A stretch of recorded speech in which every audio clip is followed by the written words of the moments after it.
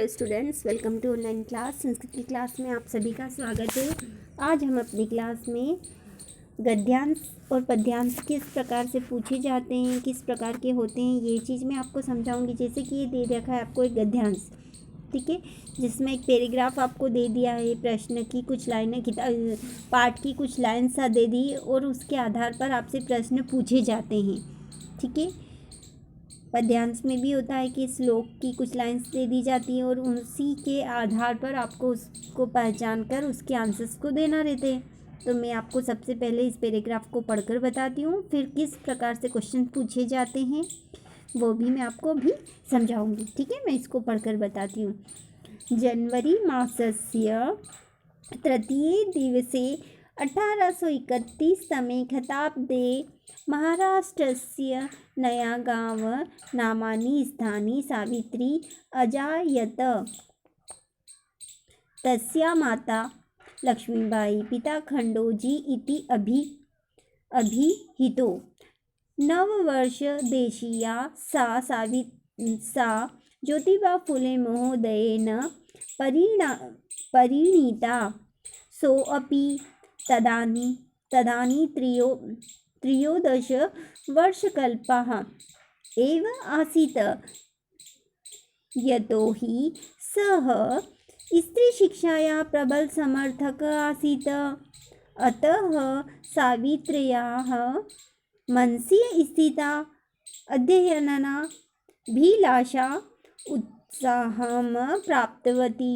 इतः परं सा साग्रहम् आङ्ग्लभाषायाम् अपि अध्ययनं कृतवती। अर्थात ये आपको देखिए पैराग्राफ दिया गया है, तो आपको कोई भी पैराग्राफ दिया जाए आपको यही करना है कि सबसे पहले उसे अच्छे से पढ़ना है, ठीक है। अब उसके प्रश्न किस तरह से पूछे जाते हैं वो मैं आपको बताती हूँ। ये देखिए, जैसे कि इसमें दे रखा है सावित्रीबाई जन्मस्य कस्य मासस्य आसीत्। सावित्रीबाई का जन्म किस महीने में हुआ था? तो ऑप्शन में दे रखा है क ख ग घ, ये से दे रखे, तो फरवरी मासस्य, मार्च मासस्य, जनवरी मासस्य या दिसंबर मासस्य।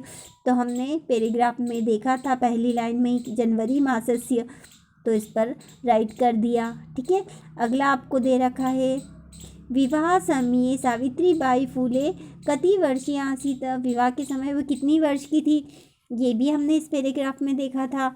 तो ऑप्शन में देख रखा है 9 वर्षीय, 10 वर्षीय, 13 वर्षीय या 5 वर्षीय। तो ये देखिए, इसमें हमने देखा था कि तब उनकी आयु जो है 9 वर्ष की थी, 9 वर्ष, है ना। तो ये 9 वर्ष राइट हो जाएगा। अब आपको अगर प्रश्न उत्तर पूछी जाए तो आपको पूर्ण वाक्य में आंसर देना है। अगर एक पद में पूछा जाता है तो शॉर्ट में आंसर देना है, और अगर आपको कुछ भी नहीं दिया गया है तो आपको पूर्ण वाक्य में ही उत्तर देना है। जैसे इसमें प्रश्न दे रखा है सावित्रीबाई फुले महोदया पितृ नाम किम आसीत्। तो हमने आंसर्स में इसमें से ढूंढ सकते हैं कि उनके माता पिता का नाम क्या था। तो हमने देखा था कि सावित्रीबाई फुले पितृ नाम लक्ष्मीबाई खंडोजी च इति आसीत्, है ना। नेक्स्ट क्वेश्चन इसमें से पूछा जा सकता है कस्य प्रथम महिला शिक्षिका, कौन प्रथम महिला शिक्षिका थी। तो यह भी हमने इस पार्ट में देखा था, है ना, इस पैराग्राफ में देखा था कि सावित्रीबाई प्रथम महिला शिक्षिका आसीत्। अगले प्रश्न को पूछा गया कह स्त्री शिक्षा या प्रबल समर्थक आसीत्। स्त्री शिक्षा की प्रबल समर्थक कौन थी? तो ज्योतिबा फूले। समर्थक कौन थे? तो ज्योतिबा फूले महोदया स्त्री शिक्षा या प्रबल समर्थक आसीत्, यानी ज्योतिबा फूले। देखिए इस पैराग्राफ में हमने ये देखा था ज्योतिबा फूले, है ना, ये प्रबल यहाँ पर कि ये प्रबल समर्थक आसीत्, ठीक है।